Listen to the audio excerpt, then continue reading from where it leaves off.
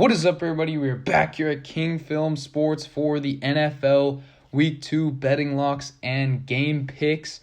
But before we get into it, I have to emphasize for you guys to please subscribe if you are not already.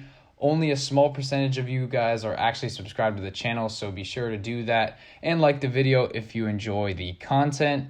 Going over a Week 1 here that was filled with big upsets and some surprises. We made it out of here a couple units down, should have done a lot better, got a little screwed, should have at least been even, but it is what it is there. We move on to Week 2, where we have a thrilling Thursday night contest between the Chargers and the Chiefs here, and I'm going to be taking the Chargers +3 in the hook here in this game.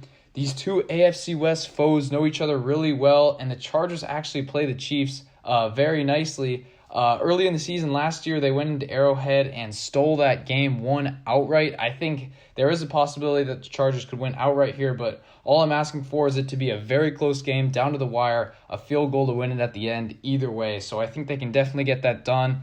I think Herbert has a lot to prove because Mahomes dropped 5 touchdowns in Week 1. Don't get me wrong, that is very scary to go up against. But I think going up against a better Chargers defense than they faced in Arizona in Week 1, they're going to be tested a little bit more. And I think Herbert is going to do his best to outduel Mahomes. Maybe it's a stalemate. They both play very well. But I just think that these teams are so even. I know that there is a bit of a home field advantage in Arrowhead, but the Chargers are used to playing these intense road games. So give me the Chargers here to keep it close, +3.5 on Thursday night. Next game, we got the Dolphins at the Ravens here. Give me the Dolphins plus the 4 points. And I know it's going to look like I'm just going with all the hype with Tua and Tyreek Hill after the Dolphins mopped up the Patriots in Miami this last week. But people forget that last season on a Thursday night game, the Dolphins had a big upset in Miami when the Ravens were looking like a great team and the Dolphins had a horrible record. They actually shocked them in that one in a low-scoring game.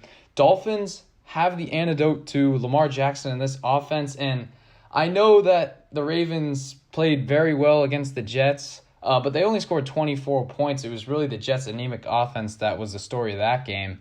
So I think Lamar, without Hollywood Brown, he's really going to have to trust Devin Duvernay and Rashad Bateman. Not great weapons. I don't know if they're going to have J.K. Dobbins in this one, so I think it's going to be a low-scoring game, and Tyreek Hill and Jalen Waddle were brilliant for this Dolphins offense. I think that this one's going to be a low-scoring, ugly game, and the Dolphins will have a shot to win outright, so give me Miami plus the 4 there. I think that's a great pick. Next, we get into a bit of a trap game, some could call it. Give me the Colts minus the 4 points. I mean, this Colts team never ceases to frustrate bettors. In Week 1, they were 7.5-point favorites on the road in Houston. They had a 17-point comeback in the fourth quarter, but ultimately ended up tying the game after their kicker missed a kick in overtime. So I think they've gotten all of the nerves, everything out the door in this one. I think they're going to come out hungry. They haven't won in Jacksonville in I think 6 or 7 years. Everyone's going to jump on that story, and it's already horrible that this Colts team is only 0-0-1. They should definitely be 1-0 and in first place in this AFC South. It's a must-win game for Matt Ryan and this Colts team to show that they are different from last year with Carson Wentz. So give me the Colts to have a blowout victory here in Jacksonville. Give me the Colts -4. I just think they have the better roster. They have better quarterback play and are better at every position group. It would be a catastrophe if they lost that one. Give me Indy there. Next game, I'm taking another road team. Give me the Panthers money line +120. And I just think the Giants got so lucky to win that game. Daniel Jones didn't even play well. There were some miscues for the Titans late in that game, and really Saquon carried them to that victory.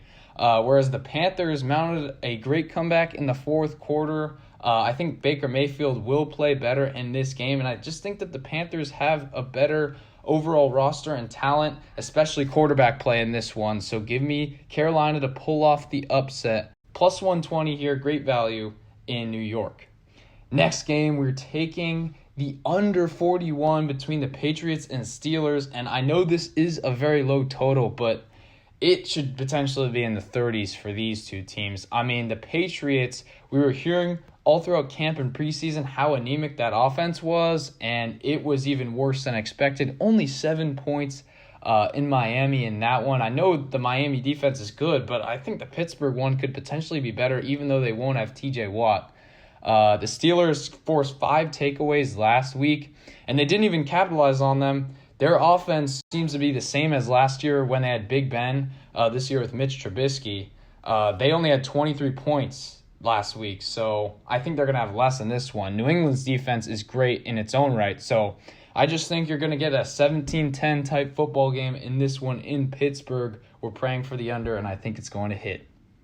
Next game, we're going into Dallas, and I'm taking the Bengals minus the 7 points. A lot of unknowns for the Cowboys at this point. First of all, they looked completely abysmal in that Sunday night contest before Dak went out. I mean, the offense was doing nothing. Sure, Tony Pollard and Ezekiel Elliott looked good, but Dak was not on his game. And now you're going to Cooper Rush, which I know he won a Sunday night game in Minnesota last year, but I just do not think that that is going to work out for this Cowboys team.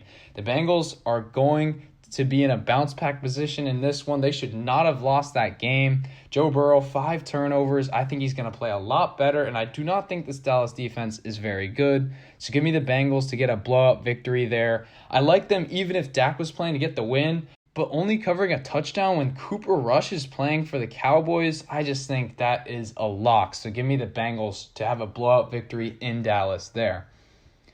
Next, we get to the final game, which is the second leg of the doubleheader on Monday night.